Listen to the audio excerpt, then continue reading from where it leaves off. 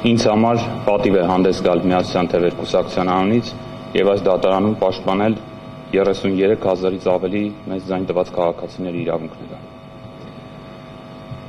Ընտրությունը մեկ օրվա գործողություն չէ։ Այն սկսվում է շատ ավելի վաղ։ Այս դեպքում ընտրությունների նշանակման օրվանից, փետրվարի 7-ից, այն շարունակվում է ամբողջ նախընտրական ժամանակահատվածում, ներառում է տեղեկատվության հասանելիությունը, քաղաքական մրցակցության պայմանները, պետական մարմինների վարքագիծը, իրավապահ համակարգի գործունեությունը եւ հանրային մթնոլորտը։ Եվ միայն այդ ամբողջ գործընթացի ավարտին քվեարկության օրը քաղաքացին կատարում է իր ընտրությունը։ Հետևաբար, երբ մենք խոսում ենք ազատ ընտրությունների մասին, մենք չենք կարող խոսել միայն քվեարկության օրվա մասին։ Մենք պետք է խոսենք ամբողջ ընտրական գործընթացի մասին։ Սահմանադրության 48-րդ հոդվածը քաղաքացիներին երաշխավորում է պետական եւ տեղական ինքնակառավարման մարմինների ձևավորմանը մասնակցելու իրավունք, բայց այդ իրավունքը չի կարող իրական լինել, եթե քաղաքացին գտնվում է ճնշման կամ ազդեցության ներքո։ Հենց այդ պատճառով ժողովրդավարական ընտրությունների էությունը ոչ թե քվեատուփն է, այլ ընտրողի ազատությունը։ Բարձր դատարան։ Հայաստանի Հանրապետությունը Եվրոպայի խորհրդի անդամ պետություն է։ Հայաստանը վավերացրել է Մարդու իրավունքների եվրոպական կոնվենցիան։ Այն ստանձնել է ժողովրդավարական ընտրությունների ապահովման միջազգային պարտավորություններ։ Մարդու իրավունքների եվրոպական դատարանը տարիներ շարունակ ձևավորել է ընտրական իրավունքի վերաբերյալ հստակ չափանիշներ։ Այդ մասին մենք մանրամասն անդրադարձել ենք մեր դիմումում։ Այդ չափանիշների առանցքում գտնվում է մեկ գաղափար։ Ընտրությունների նպատակը ժողովրդի ազատ կարծիքի արտահայտումն է։ Միեդը բազմիցս նշել է, որ պետությունը պարտավոր է ոչ միայն կազմակերպել քվեարկությունը, այլ նաև ապահովել այնպիսի պայմաններ, որոնցում քաղաքացին կարող է ձևավորել քաղաքական կարծիք առանց պետական ճնշման։ Այս մոտեցումը լրացվում է Վենետիկի հանձնաժողովի ընտրական հարցերի լավ պրակտիկայի օրենսգրքով։ Այդ փաստաթուղթը հատուկ շեշտադրում է պետական ռեսուրսների չեզոքության սկզբունքը։ Ինչու՞։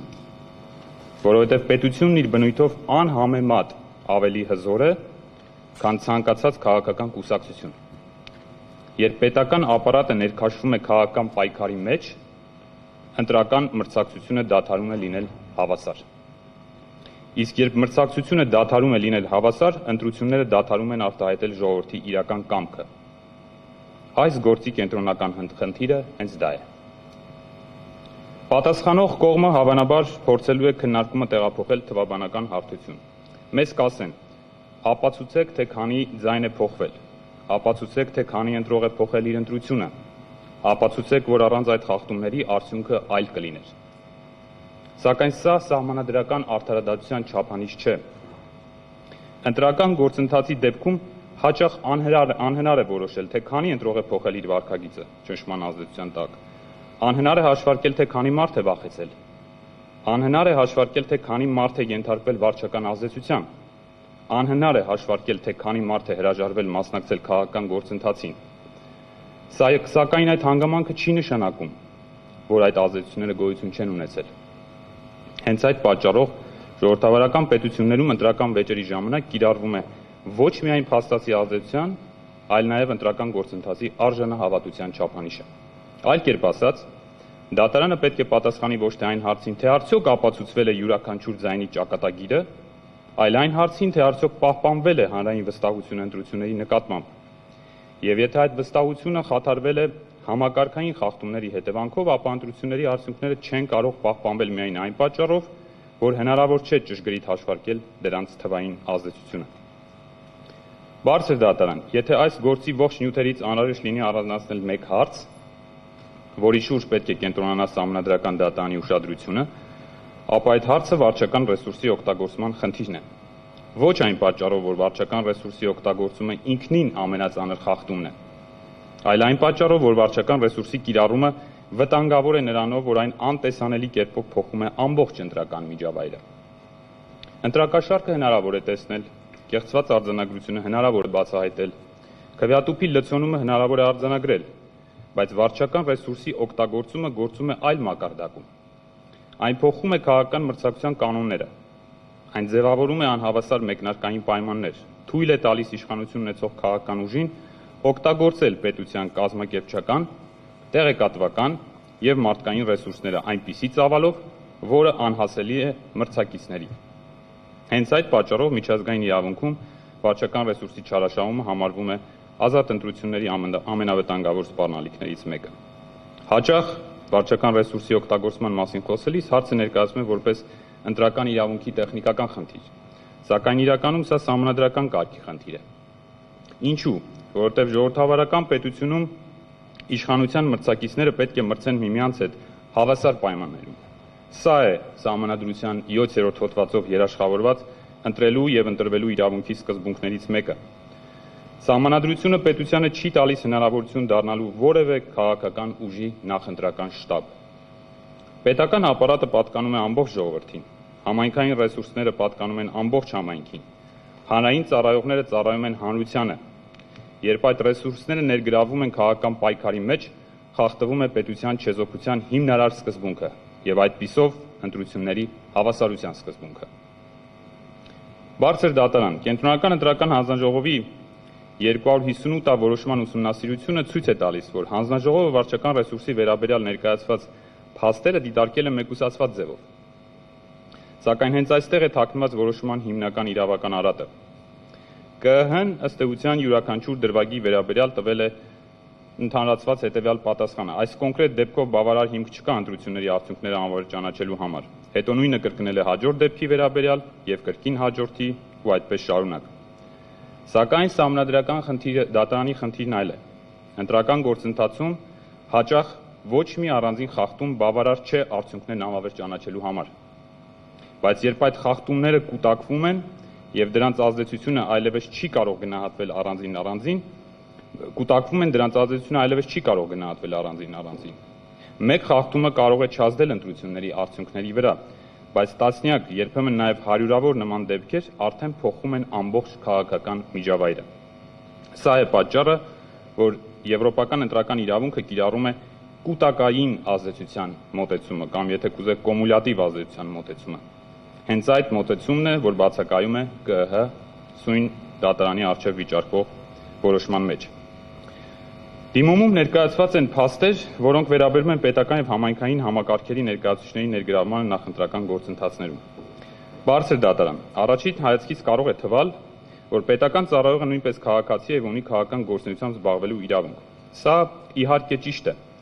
սակայն խնդիրը տվյալ անձի քաղաքական հայացքները չեն։ Խնդիրը նրա պաշտոնական կարգավիճակն է։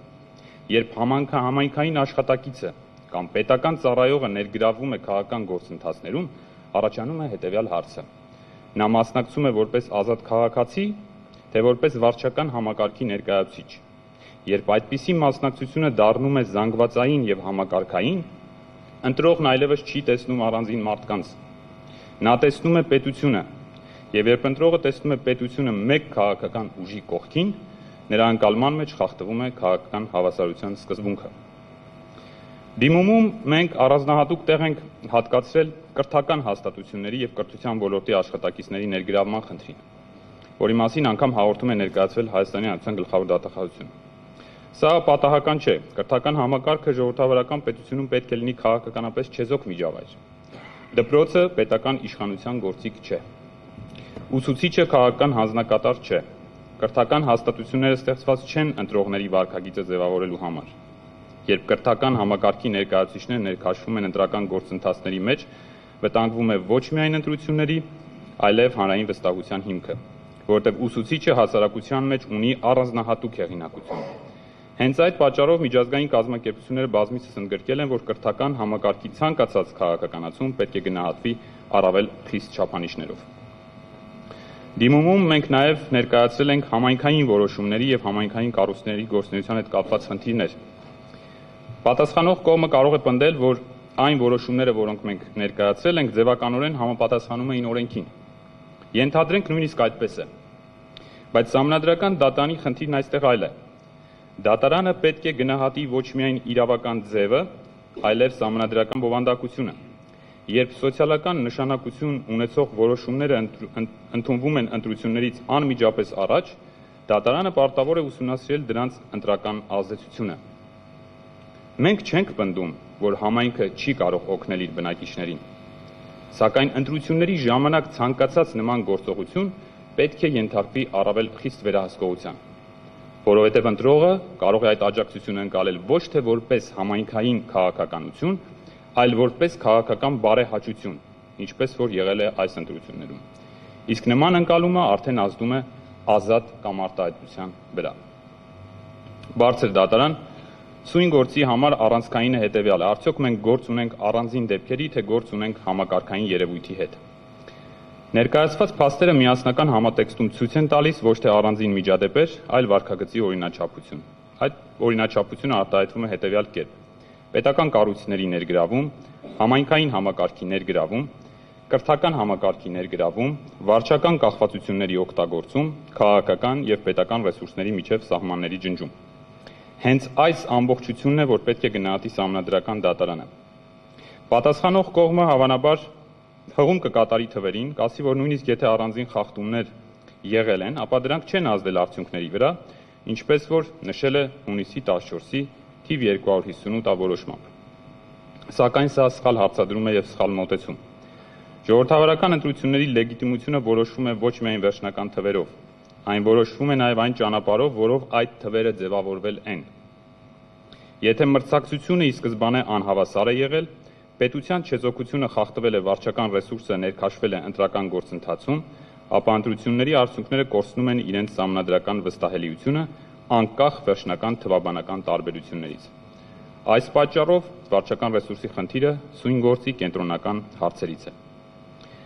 Ժողովրդավարական ընտրությունների հիմնական նպատակը ոչ թե քվեաթերթիկների հաշվարկն է, այլ քաղաքացու կամքի ազատ ձևավորումն ու արտահայտումն է։ Եթե կամքը ձևավորվել է վախի պայմաններում, ապա նույնիսկ տեխնիկապես ամենաանթերի կազմակերպված քվեարկությունը չի կարող համարվել լիարժեք ժողովրդավարական։ Հենց այդ պատճառով միջազգային իրավունքը վաղուց հրաժարվել է ընտրությունները գնահատել միայն քվեարկության օրվա իրադարձությունների հիման վրա։ Ժամանակակից ժողովրդավարական չափանիշների համաձայն ընտրությունների ազատությունը գնահատվում է ամբողջ նախընտրական միջավայրի համատեքստում։ Միջազգային իրավունքում նաև վաղուց ձևավորվել է այսպես ասած սառեցնող ազդեցության գաղափարը, որի մասին քիչ առաջ խոսվեց։ Այս գաղափարի էությունը հետևյալն է. պարտադիր չէ, որ յուրաքանչյուր քաղաքացի իրականում ենթարկվի հետապնդման կամ ճնշման։ Բավարար է, որ քաղաքացիների մոտ ձևավորվի համոզմունք, թե նման հետապնդում հնարավոր է։ Բավարար է, որ քաղաքացին տեսնի օրինակներ։ Բավարար է, որ քաղաքացին համոզվի, որ քաղաքական ակտիվությունը կարող է ունենալ բացասական հետևանքներ։ Այդ դեպքում հասարակության մեջ սկսում է գործել ինքնագրաքննության մեխանիզմը։ Մարդիկ դադարում են բարձրաձայն արտահայտվել, դադարում են հրապարակային մասնակցել քաղաքական գործընթացներին, դադարում են պաշտպանել իրենց քաղաքական դիրքորոշումները։ Եվ արդյունքում ընտրությունները տեղի ունենում ոչ թե ազատ, այլ լրացված հասարակության պայմաններում։ Սա չափազանց կարևոր սկզբունք է, որովհետև այս գործում ներկայացված բազմաթիվ հանգամանքներ պետք է գնահատվեն հենց այս տեսանկյունից։ Արթուր Օսիպյանի, Արփինե Սողոյանի շուրջ տեղի ունեցած զարգացումները հանրային լայն արձագանք են ստացել։ Դրանք լայնորեն լուսաբանվել են լրատվամիջոցներով եւ դարձել են հանրային քննարկման առարկա։ Այս հանգամանքը կարևոր է ոչ այն պատճառով, որ դատարանը պետք է որոշի ով էր իրավացի, ով ոչ, այլ այն պատճառով, որ ընտրողը այդ ամենը տեսնում է նախընտրական գործընթացի ընթացքում, եւ դատարանը պետք է գնահատի, թե ինչ ուղերձ էր ստանում շարքային քաղաքացին։ Արդյոք նա ստանում էր այն ուղերձը, որ քաղաքական ակտիվությունը անվտանգ է, թե հակառակը ստանում էր այն ուղերձը, որ քաղաքական հակադրությունը կարող է հանգեցնել խնդիրների։ Սահմանադրական դատարանի խնդիրը ըստ մեզ հենց այս ազդեցության գնահատումն է։ Բարձր դատարան սույն գործով առանձնահատուկ ուշադրության է արժանի ևս մեկ հանգամանք։ Նախընտրական դիսկուրսում լայնորեն շրջանառվել են պատերազմի, անվտանգության, ճգնաժամի եւ ծանր հետևանքների մասին հայտարարություններ։ Անկախ նրանից, թե այդ հայտարարությունները հնչել են իշխանության ներկայացուցիչների կողմից, ընդդիմադիր գործիչների կողմից կամ այլ քաղաքական դերակատարների կողմից, դատարանը պետք է գնահատի նաև դրանց ազդեցությունը ընտրական միջավայրի վրա, որովհետև պատերազմի թեման սովորական քաղաքական թեմա չէ։ Հայաստանի Հանրապետությունում պատերազմը վերացական գաղափար չէ։ Այն հազարավոր քաղաքացիների անձնական փորձառությունն է։ Այն ունի անմիջական հոգեբանական ազդեցություն։ Երբ ընտրական գործընթացում ակտիվորեն օգտագործվում են պատերազմի, անվտանգության փլուզման կամ ազգային աղետի մասին կանխատեսումներ, ընտրողը սկսում է որոշումներ կայացնել ոչ թե ծրագրերի համեմատության հիման վրա, այլ վախի ազդեցության ներքո։ Իսկ վախի պայմաններում կայացված որոշումը չի կարող համարվել լիարժեք։ Բարձր դատարան, սակայն նույնիսկ եթե դատարանը ընդունի, որ այս բոլոր փաստերը իրապես ուշադրության են արժանի, մնում է ևս մեկ կարևոր հիմնահարց։ Ինչպես է կենտրոնական ընտրական հանձնաժողովը գնահատել այդ փաստերը եւ արդյոք նրա կողմից իրականացված իրավական վերլուծությունը համապատասխանում է սահմանադրական արդարադատության չափանիշներին։ Մեր համոզմամբ կենտրոնական ընտրական հանձնաժողովը պատշաճ կերպով չի իրականացրել իր սահմանադրական պարտականությունը եւ չի տվել ներկայացված փաստերի ամբողջական, բազմակողմանի եւ օբյեկտիվ գնահատականը։ Ընտրական գործընթացում կենտրոնական ընտրական հանձնաժողովը չի իրականացնում միայն կազմակերպչական գործառույթ։ Այն սահմանադրական մարմին է, նրա առաքելությունը միայն ձայների հաշվարկը չէ կամ ընտրությունների արդյունքների ամփոփումը, նրա առաքելությունը ընտրական գործընթացի ամբողջականության պաշտպանությունն է։ Երբ ընտրությունների արդյունքները վիճարկվում են եւ ներկայացվում են բազմաբնույթ փաստեր վարչական ռեսուրսի, ճնշումների, ընտրողների կամքի վրա ազդեցության, քարոզչական անհավասարության եւ այլ հանգամանքների վերաբերյալ, հանձնաժողովը պարտավոր է ոչ միայն արձանագրել այդ փաստերը, այլև գնահատել դրանց ընդհանուր ազդեցությունը ընտրական գործընթացի վրա։ Ընտրական իրավունքի բնագավառում գոյություն ունի մի հիմնարար սկզբունք՝ խախտումների ազդեցությունը չի գնահատվում միայն առանձին դեպքերի մակարդակում, այն գնահատվում է նաև դրանց համակցված ազդեցության տեսանկյունից։ Այս գործով, ինչպես արդեն նշեցի, առանցքային նշանակություն ունի կուտակային ազդեցության սկզբունքը։ Երբ առկա են բազմաթիվ խախտումներ կամ կասկած հարուցող հանգամանքներ, դրանց ազդեցությունը չի կարող գնահատվել մեկուսացված։ Օրինակ, եթե մեկ դպրոցում արձանագրվել է վարչական ռեսուրսի ներգրավում, մեկ համայնքում արձանագրվել է պաշտոնեական ազդեցություն, մեկ վայրում արձանագրվել է ընտրողների նկատմամբ ճնշման վերաբերյալ տեղեկություն, մեկ այլ վայրում արձանագրվել է քաղաքական վախի մթնոլորտ, ապա այդ ամենը միասին կարող են ունենալ այնպիսի ազդեցություն, որը ոչ մի առանձին դրվագ առանձին վերցրած չէր կարող ունենալ։ Սա ոչ միայն իրավական, այլ նաև տրամաբանական սկզբունք է, որովհետև ընտրական միջավայրը մեկ ամբողջություն է։ Ընտրողը չի ապրում իրավական ակտերի առանձին բաժիններում, նա ապրում է իրական հասարակության մեջ։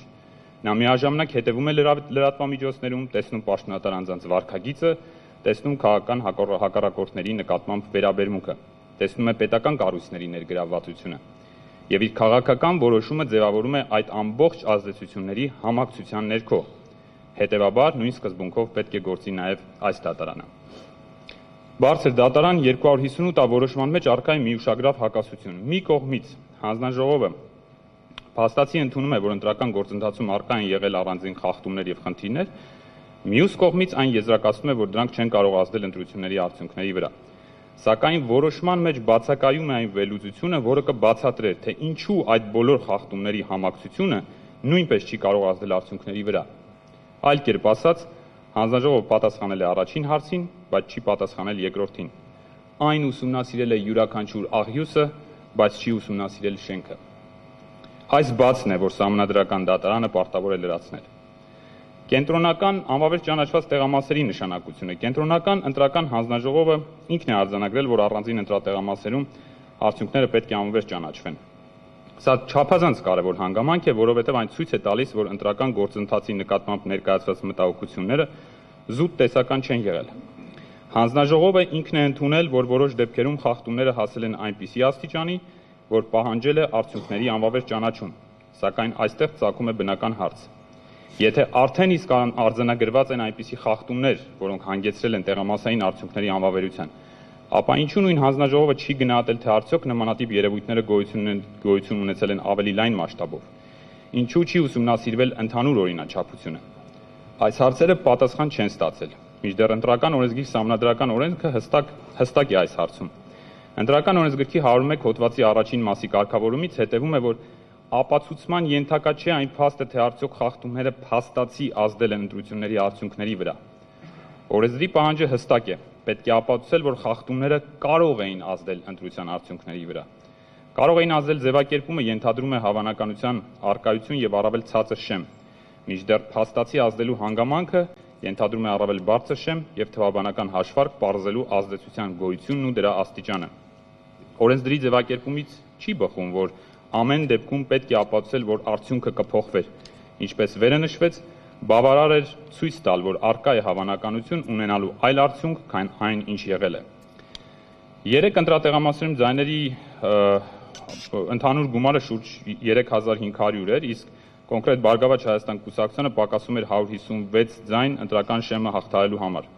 Արդյունքում կարող էր փոխվել ազգային ժողովում ուժերի ներկայացվածությունը եւ մանդատների քանակը, ընդ որում խախտումները Բարգավաճ Հայաստան կուսակցության օգտին չէին։ Հետևաբար խախտումները կարող էին ազդեցություն ունենալ ընտրության արդյունքների վրա։ ԿԸՀ-ի 258-ա որոշմամբ արձանագրել է, որ 3 ընտրատեղամասերում ընտրության արդյունքների անվավեր ճանաչումը չի ազդում ընտրության արդյունքների վրա։ Մեկ բան ակնհայտ է, որ այդ եզրահանգմանը հանձնաժողովը եկել է առանց բավարար չափով վերլուծություն անելու եւ անվավերության ազդեցության չափը ընդհանուր առմամբ գնահատելու համար։ Հաջորդիվ Կենտրոնական ընտրական հանձնաժողովի նախագահը հանդես եկավ հայտարարությամբ, որով արձանագրեց. հավասար ընտրական իրավունքի տեսանկյունից եւս խնդիրը ակնհայտ է։ Վերաքվյարկությունը կարող է խախտել ընտրողների հավասարությունը, քանի որ ընտրողների մեկ խումբը հայտնվում է մյուսներից էապես տարբեր ելակետային պայմաններում։ Նման հետևությունը ոչ այլ ինչ է, քան օրենքի կամայական մեկնաբանում, քանի որ վերաքվյարկության միջոցով արդյունքները շտկելու անհնարինության դեպքում հանձնաժողովը չուներ հայեցողություն եւ չէր կարող ընդունել այլ որոշում, քան ազգային ժողովի ընտրություններն անվավեր ճանաչելու եւ ազգային ժողովի ընտրությունների վերաքվյարկություն նշանակելու մասին։ Ընտրությունների սահմանադրականությունը կախված չէ միայն նրանից, թե որքան գումար է ծախսվել։ Այն կախված է նաեւ նրանից, թե արդյոք բոլոր քաղաքական ուժերը ենթարկվել են նույն կանոններին։ Եթե մի քաղաքական ուժ պարտավոր է յուրաքանչյուր ծախս արտացոլել իր հիմնադրամում, իսկ մյուսը փաստացի կարողանում է օգտվել չհաշվառված ռեսուրսներից, ապա ընտրական մրցակցությունը այլևս հավասար չէ։ Այդ դեպքում ընտրությունների արդյունքը ձևավորվում է ոչ թե հավասար պայմաններում իրականացված քաղաքական պայքարի արդյունքում, այլ անհավասար ռեսուրսների պայմաններում։ Սա արդեն սահմանադրական խնդիր է, որովհետև ընտրությունների ազատությունը ենթադրում է նաև քաղաքական ուժերի հավասարություն։ Քաղաքացիական պայմանագիր կուսակցությունը հունիսի 10-ին ներկայացրել է նախընտրական հիմնադրամի հայտարարագիրը, որպես ծառայությունների եւ ապրանքների շուկայական արժեքի ընդհանուր չափ հայտարարելով 798 միլիոն 800 հազար դրամից մի փոքր ավելի։ Սա ընտրական օրենսգրքի 92 հոդվածով սահմանված առավելագույն չափից պակաս է ընդամենը 1,2 միլիոն ՀՀ դրամով։ Հայտարարագրի ուսումնասիրությունը ցույց է տալիս, որ դրանում ներառված են թվով 130 անշարժ գույքեր, որոնք քաղաքացիական պայմանագիր կուսակցությանը հանձնվել են անհատույց։ Ընդ որում վարձակալած եւ անհատույց օգտագործման վերցված գույքերի ընդհանուր թիվը 558-ն է։ Ընտրական օրենսգրքի 27-րդ հոդվածի 2-րդ մասի կարգավորումների համաձայն հիշատակված անշարժ գույքերը պետք է արտացոլված լինեին հայտարարագրում շուկայական արժեքով։ Դիմողի ուսումնասիրությունը ներկայացված փաստաթղթերի նաև ուսումնասիրությունը ցույց է տալիս, որ այդ արժեքները ոչ միայն հիմնադրամում ներկայացված արժեքները ոչ միայն չեն համապատասխանում գործող շուկայական արժեքներին, այլև հաճախ էականորեն տարբերվում են շուկայական արժեքից լինելով ցածր։ Օրինակ, Պրոշյան համայնքում Անդրանիկ փողոցում հայտարարագրվել է անշարժ գույք, որպես անհատույց օգտագործման վերցված շուկայական արժեքը 20000 ՀՀ դրամ։ Այն դեպքում, երբ նույն փողոցում Համանման գույքը նույն մակերեսով, գրեթե նույն մակերեսով, դիմողը վարձակալել է 10 անգամ բարձր գնով 223,000 դրամ։ Նույն է վիճակը Հրազդան քաղաքում, նույն փողոցի վրա քաղաքացիական պայմանագիր կուսակցությունը հայտարարագրել է անհատույց օգտագործման վերցված տարածք 120,000 դրամով, այն դեպքում, երբ 3 անգամ փոքր տարածքը մեր ուժը կարողացել է օգտագործել 400,000 ՀՀ դրամով։ Նույն է վիճակը նաև Արտաշատ քաղաքում, դարձյալ նույն փողոցի վրա 3 անգամ ավելի մեծ տարածքը մեր ուժի կողմից օգտագործվում է շատ ավելի բարձր գնով, քան քաղաքացիական պայմանագիր կուսակցությունը ներկայացվել է։ Ընդ որում այս 130 անշարժ գույքերի անհատույց օգտագործումը նաև բացառել է կուսակցության կողմից հարկային պարտավորությունների կատարումը, ինչը չէր բացառվի վարձակալության դեպքում։ Համենայն դեպս սա այն տվյալն է, որը երևում է ներկայացված հաշվետվությունից։ Վերոգրյալ գների համադրումը ընտրություններին մասնակցած այլ ուժերի հայտարարագրած անշարժ գույքերի վարձակալության կամ շուկայական արժեքների հետ ցույց է տալիս, որ քաղաքացիական պայմանագիր կուսակցության ներկայացրած տվյալները չեն արտահայտում այդ գույքերի իրական շուկայական արժեքները։ Մեկ այլ կարևոր հանգամանք այն է, որ քաղաքացիական պայմանագիր կուսակցության հայտարարագրում ներառված չէ որևէ աշխատակցի աշխատանքային պայմանագիր։ Անկամ եթե այդ աշխատանքները կատարվել են անհատույց, ապա ընտրական օրենսգրքի 27-րդ հոդվածի 2-րդ մասի կարգավորումներին համապատասխան պետք է ներառված լինեին հայտարարագրում իրենց շուկայական արժեքով։ Միայն այն հանգամանքը, որ կուսակցությունն ունեցել է 558 գրասենյակ, ենթադրում է, որ այդ գրասենյակներից յուրաքանչյուրը ունեցել է գեթ 1 աշխատակից։ Այդ աշխատակիցների վարձատրությունը ենթակա էր հայտարարագրման, քանի որ վերջիններս ուղղակի մասնակցություն են ունեցել նախընտրական գործընթացում։ Պայմանական տեսականորեն ընդունենք, որ մեկ աշխատակի վարձատրությունը կարող էր հաշվարկվել 100,000 դրամով, եւ այս հաշվարկի դեպքում մենք ունենում ենք առնվազն 55 միլիոն 800,000 Հայաստանի Հանրապետության դրամ, որը չի հայտարարագրվել նախընտրական հիմնադրամում։ Իսկ եթե սրան հավելենք նաեւ անհատույց օգտագործված գույքերի շուկայական արժեքները, ապա նախընտրական հիմնադրամի օրենքով սահմանված շեմը քաղաքացիական պայմանագիրը գերազանցել է տասնյակ միլիոնավոր դրամներով։ Հատկանշական է, որ դիմողը իր հայտարարագրում ներառել է շուրջ 260 աշխատանքային պայմանագրեր եւ դրանք ներկայացրել է Կենտրոնական ընտրական հանձնաժողովին։ Ինչու է կարևոր այս տեղեկությունների ներկայացումը ԿԸՀ-ին։ Նախընտրական հիմնադրամի սահմանաչափի գերազանցումը կամ նախընտրական հիմնադրամում ստացված ծառայությունների եւ աշխատանքների չներառումը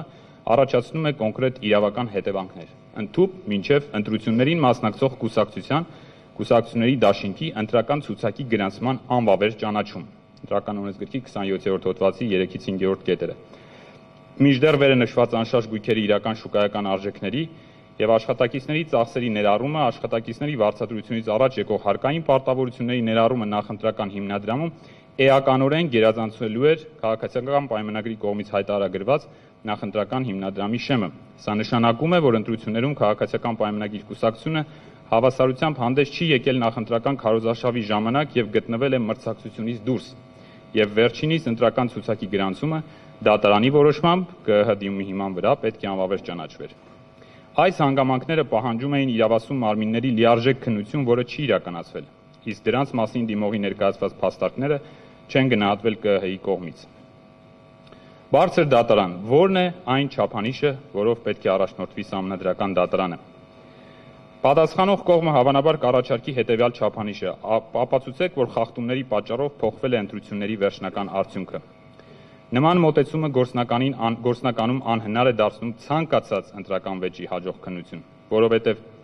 երբեք հնարավոր չէ ճշգրիտ հաշվարկել, քանի մարդ է փոխել իր քվեն, քանիսն են հրաժարվել մասնակցել ընտրություններից, ենթարկվել հոգեբանական ազդեցության, վախեցել արտահայտել իրենց քաղաքական դիրքորոշումը։ Այդ թվերը պարզապես հնարավոր չէ հաշվարկել,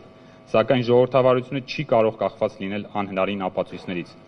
Ուստի դատարանը պետք է կիրառի այլ չափանիշ։ Այդ չափանիշը ընտրությունների նկատմամբ հանրային վստահության եւ ընտրական գործընթացի արժանահավատության չափանիշն է։ Մեր դիրքորոշումը հետեւյալն է. Սույն գործով դատարանը պետք է գնահատի, արդյոք ներկայացված փաստերի ամբողջությունը ստեղծում է հիմնավոր եւ չփարատված կասկած ընտրությունների արդյունքների սահմանադրական արժանահավատության նկատմամբ։ Արդյոք պահպանվել է բավարար վստահություն, որ պաշտոնական արդյունքները արտացոլում են ժողովրդի ազատ կամքը։ Եթե այդ վստահությունը խաթարված է, ապա ընտրությունների արդյունքները չեն կարող պահպանվել միայն այն պատճառով, որ հնարավոր չէ ճշգրիտ չափել խախտումների ազդեցությունը։ Հայաստանի Հանրապետության Սահմանադրության 2-րդ հոդվածը սահմանում է. իշխանությունը պատկանում է ժողովրդին։ Սա Սահմանադրության ամենակարևոր նորմերից մեկն է։ Փաստացի այն ամբողջ սահմանադրական համակարգի հիմքն է։ Բոլոր պետական մարմինները, ներառյալ ազգային ժողովը, իրենց լեգիտիմությունը ստանում են հենց ժողովրդի կամքից։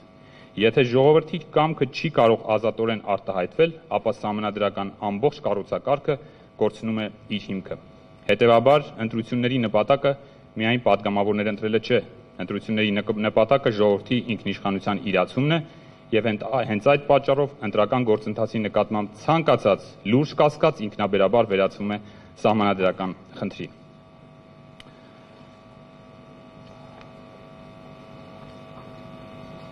Պարոն Դերմյան, Սահմանադրական դատը ավարտում եմ։ Ավարտում եք։ Ուզում ես զգուշացնել, որ 3 րոպե է մնացել։ Շնորհակալ եմ։ Սահմանադրական դատարանի պատմական պատասխանատվությունը։ Բարձր դատարան։ Սահմանադրական արդարադատության պատմության մեջ կան որոշումներ, որոնք վերաբերում են միայն կոնկրետ գործին, բայց կան նաև որոշումներ, որոնք ձևավորում են պետության ապագա սահմանադրական մշակույթը։ Սույն գործը պատկանում է երկրորդ կատեգորիային։ Դատարանի որոշումը կսահմանի, թե ինչպիսի չափանիշներով են ապագայում գնահատվելու ընտրությունները Հայաստանի Հանրապետությունում, եւ դատարանի որոշումը կպատասխանի հետեւյալ հարցին. արդյոք ընտրությունների սահմանադրականությունը կախված է միայն վերջնական թվերից, թե կախված է այն միջավայրից, որտեղ ձևավորվել է ժողովրդի կամքը։ Այս հարցի պատասխանը կարևոր է ոչ միայն այս ընտրությունների համար, այն կարևոր է Հայաստանի Հանրապետության ամբողջ ժողովրդավարական զարգացման համար։ Ուստի ղեկավարվելով Հայաստանի Հանրապետության Սահմանադրությամբ, Սահմանադրական դատարանի մասին Սահմանադրական օրենքով, Ընտրական օրենսգրքով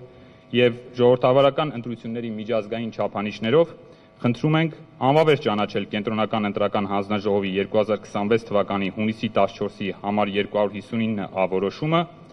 անվավեր ճանաչել 2026 թվականի հունիսի 7-ի Հայաստանի Հանրապետության ազգային ժողովի հերթական ընտրությունների արդյունքները։